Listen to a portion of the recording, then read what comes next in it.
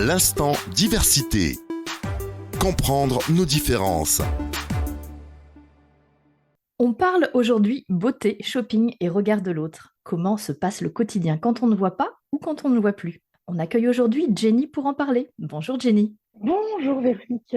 Est-ce que tu peux tout d'abord te présenter, Jenny? Alors bien sûr, je m'appelle Jenny, j'ai 37 ans. J'habite à Paris depuis un petit bout de temps maintenant, plus de 20 ans. Dans la vie professionnelle, je travaille à l'accueil d'un musée, un musée scientifique à Paris, donc dans un milieu tout à fait ordinaire, avec des collègues très très chouettes. J'ai une chance folle. Et puis dans la vie perso, j'habite avec mon chéri. Et puis voilà. Ok, super. Alors Jenny, aujourd'hui, parlons Mhm. mode et shopping. Comment ça se passe pour toi, Jenny, dans ton quotidien, dans ton choix des vêtements, dans l'achat des vêtements? Est-ce que tu peux nous en parler un petit peu? Alors, jusqu'à relativement récemment, soit je me faisais accompagner par des proches, typiquement ma mère. L'avantage des mamans, c'est que elles le disent pas toujours avec tact, mais elles disent toujours quand ça va ou ça va pas. Ça, c'est au moins l'avantage. Ça peut occasionner quelques petites frictions, mais ça marche. Donc, j'allais soit avec des proches qui me conseillaient en fonction aussi de ce que je porte habituellement. Alors, pas forcément qui me montraient que des choses que je porte habituellement, qui pouvaient me proposer d'autres choses, mais qui me connaissent, donc qui savent un peu les couleurs, les coupes que j'aime, les matières que j'aime. Pour moi, les matières, c'est très important. Et puis, depuis quelques années, en fait, j'ai fait la rencontre d'une association qui aide au shopping, qui en fait a formé des bénévoles pour accompagner au shopping. Mhm. Et je dois dire que je trouve d'abord que c'est une super idée, mais aussi que c'est très intéressant parce que du coup, on a aussi le regard de quelqu'un d'extérieur. Donc en fait, la bénévole a toujours été formée dans l'optique de dire tu fais en fonction de ce que la personne demande. Elle va pas me faire mettre des mini-jupes alors que je déteste les mini-jupes, par exemple. Je trouve qu'avoir un regard extérieur, parfois, c'est intéressant aussi. Ça permet aussi de s'ouvrir à d'autres choses. Tu peux nous parler un petit peu de cette association? Ça pourra intéresser certainement nos auditeurs. Bien sûr, c'est une association qui s'appelle Un regard pour toi, qui est assez jeune. Ils ont plus d'une centaine de bénévoles. Et donc, l'idée, c'est vraiment que on est adhérent. Ensuite, on a la possibilité, en fait, de réserver des séances shopping quand on le veut. Donc, on téléphone, on envoie un mail.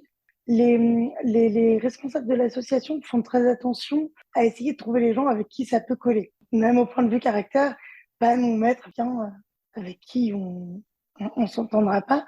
Euh, en tout cas, avec qui a priori on ne s'entendra pas parce qu'ils peuvent pas être sûrs. Et ensuite, on a une demi-journée.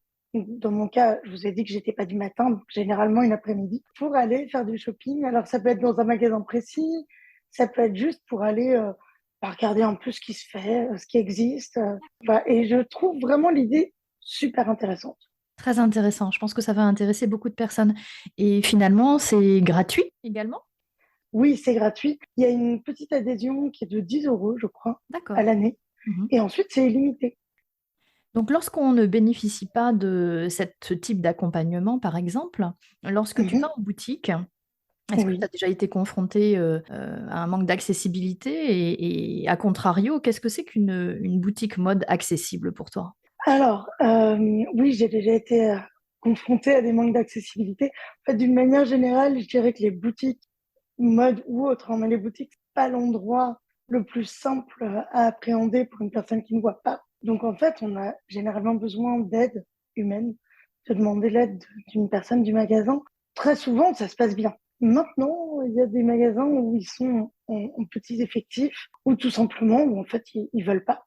Et du coup, ben, d'abord, je boycotte en général cette boutique. Euh, mais c'est vrai que du coup, là, ça devient compliqué parce que on peut se baser sur les matières, mais par exemple, moi, je vois pas les couleurs. Les coupes, je peux voir à peu près, mais enfin, à peu près au toucher, mais ça reste assez conceptuel. Du coup, c'est vrai que sans être du tout extérieur, même si c'est une personne du magasin, ça peut vite être compliqué. Du coup, une boutique accessible. Alors, j'y réfléchis depuis que je sais que tu vas me demander ça, Véronique. J'avoue que j'ai beaucoup de mal à trouver une réponse à cette question. Une boutique accessible, d'abord, il faudrait qu'il y ait un cheminement accessible. Et ça, ça me paraît compliqué. Et ensuite, Mais c'est il quand même bon de le faudrait... signaler. Voilà, bon, il y a Ah quand non, même mais ça, des choses à ça, faire. ça, ce serait génial. Mm. Après, l'idéal, si on rêve complètement, ça se fera pas comme ça, hein, C'est mais ça, rêvons, si on rêve rêvons. complètement, ce serait que, par exemple, sur les étiquettes, il y ait aussi des indications en braille, y compris de la couleur, de tout ça, et ce serait magnifique. Maintenant, Quel type d'indication? Est-ce que tu penses à la description du produit détaillée, la couleur du alors, produit? moi, je dirais la couleur, la taille, c'est important quand même. La description, pourquoi pas. Après, j'ai bien conscience que c'est vraiment du rêve, hein. Ce serait immense Mais d'écrire oui, ça sur une j'adore. étiquette. Mais j'aime beaucoup rêver. Je suis une grande rêveuse. C'est mon côté marmotte, je rêve tout le temps.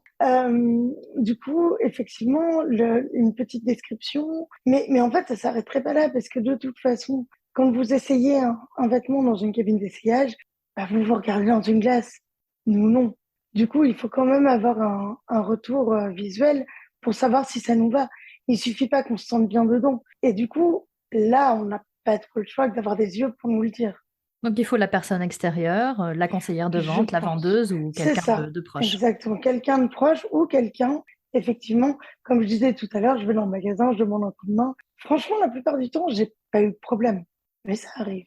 Ok, merci Jenny pour ce témoignage mode. Merci d'avoir partagé ton expérience avec nous et avec les auditeurs. C'était Jenny et Véronique Barrault pour J'avais pas vu. Bonne journée à tous.